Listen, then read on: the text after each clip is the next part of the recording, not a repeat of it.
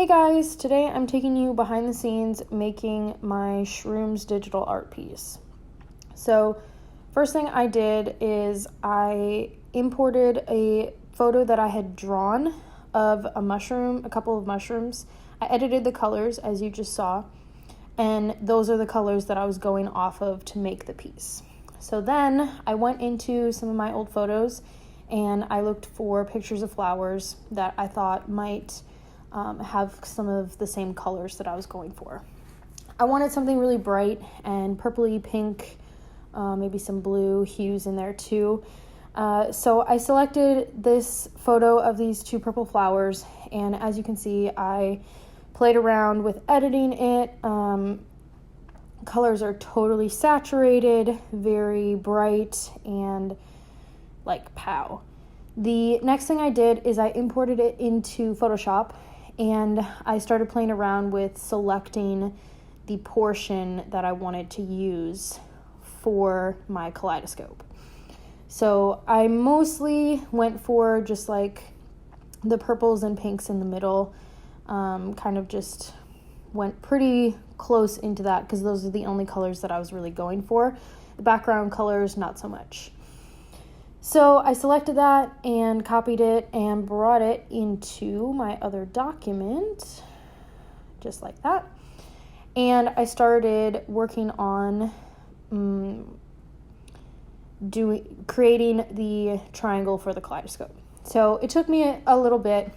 I haven't done this in a while, so I had to just sit and think about it and remember what I needed to do in order for it to be successful. So basically, you just have to do a little bit of math.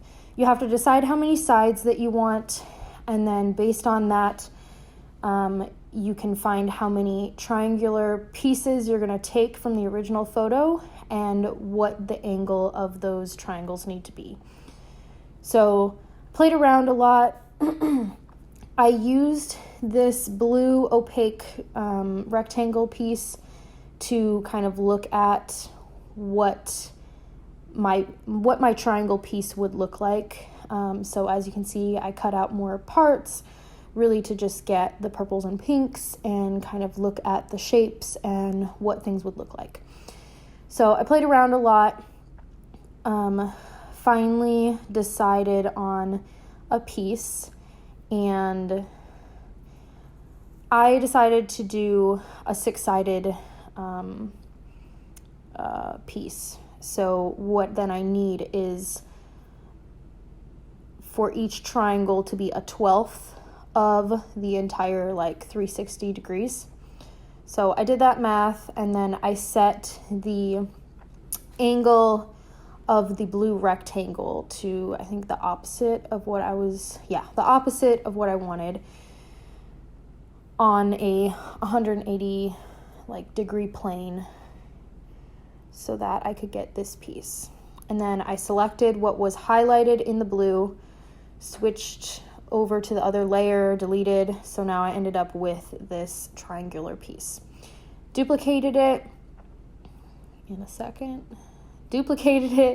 and then flipped it. You're going to use the flip tool a lot. Flip it, duplicate it, flip it, line it up, merge. Then duplicate it again, flip it the other way, line it up, merge. And then duplicate it again. This time I was using the free turning tool so that I could type in a specific angle. And then I did the same. And then that's the whole 6-sided piece. So then that is the background. Background is done. That's the main part of the kaleidoscope. Next thing I wanted to do was I wanted to add in the pieces that I had drawn. I wanted this other element. I thought it would be kind of interesting. I had done it on the previous piece, the previous kaleidoscope that I did, female. And so I went back in to just the mushrooms, and I got rid of the background. I believe I had already done it on the blue and purple pieces. But the pink I hadn't yet, so you can kind of see my process for editing images of drawings to put it into Photoshop and use it for various different things.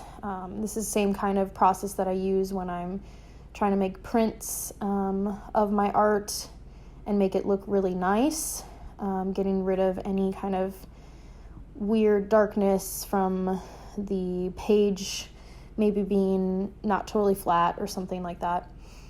So I just kind of got rid of the background. I used the magnetic lasso tool. That works really well when your lines are very clean and the background is not very similar in color to what you're trying to pull out. So it worked well for the pink mushrooms.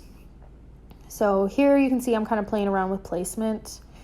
I wanted to kind of match the colors of the mushrooms to the background. That way they kind of blended in and felt more a part of the piece. And here I am separating the small mushrooms from the large one.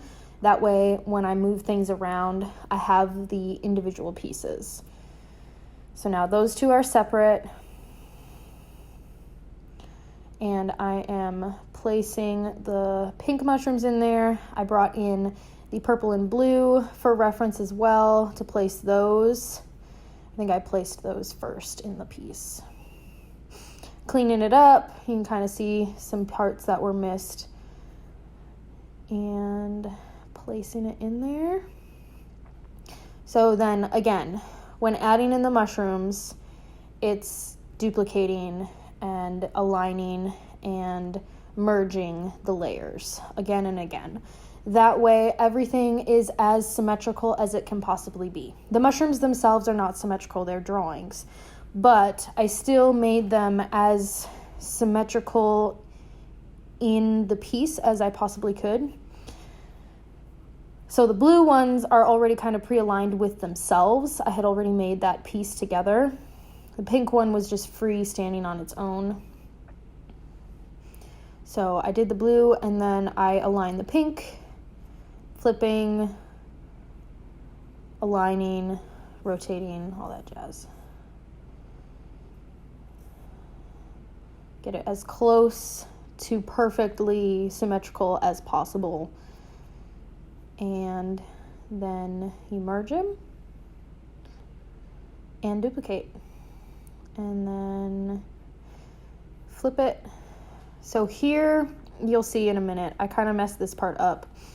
Not in like a terrible way, but just like I wasn't really thinking. So I did them kind of up and down. I did like a vertical flip instead of doing them across the way. So here you can see where I went wrong. What did I do? So yeah, I had to kind of sit there, think about it for a second. What did I do? And then I realized. So what I ended up doing is I merged the other two that were already there. And then I duplicated that and turned it, as you can see now in a second. So then by doing that, I could match up, well, I didn't turn it manually, I just put in an angle. But yeah, just using the math of the angles just makes it all a lot more easier. So now that I had the outside pieces aligned and placed and everything, I started working on the inside. I wanted to still use the little mini mushrooms, and I thought they would work well in the middle because they're not as detailed as the bigger ones look. And the middle would be the smallest part of the piece. So if I were to print it out, which I later did, it wouldn't be too much anyway. And also the colors work well there, whereas the bigger pink mushrooms work well where I place them because the colors are identical to that part of the background.